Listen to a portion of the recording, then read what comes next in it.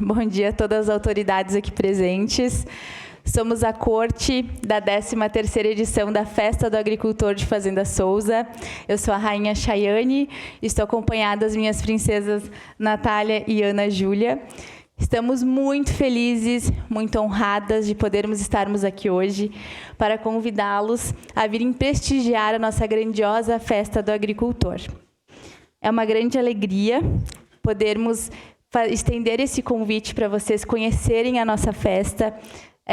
A nossa festa ela é voltada para os agricultores, para os nossos hortifrutigranjeiros. Fazenda Souza é conhecida como a terra dos hortifrutis, né? Então, a nossa festa é para mostrar a força, a garra, a determinação de cada um deles.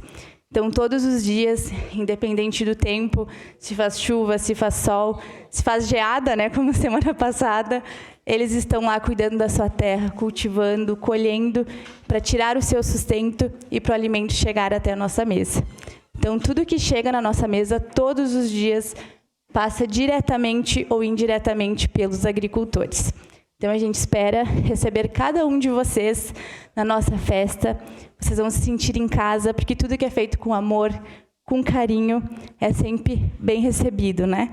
Então, a gente espera vocês, que vocês venham prestigiar a nossa festa, que vai celebrar a tradição, a cultura e a história de Fazenda Souza. Bom dia, pessoal! Então, neste ano, como 13ª Festa do Agricultor, nossa festa estará num espaço maior, mais amplo. Nós faremos a festa esse ano no seminário, que terá mais espaço para abranger mais coisas, como a cultura, os shows, terá mais diversidade na nossa festa esse ano. Queria já aproveitar e estender o convite para vocês, que vai acontecer nossa festa no dia 31 de julho, 1 e 2 de agosto, 7, 8 e 9. Será 2 finais de semanas que esperamos vocês lá. Obrigada. Bom dia, pessoal. A Festa do Agricultor, então, ela nasceu e foi criada principalmente para valer e fazer crer o pertencimento dos agricultores e de toda a comunidade. Festa do Agricultor é isso, é troca, é fé, é esperança. Estendemos, então, esse convite maravilhoso e esperamos vocês com as famílias. Muito obrigada.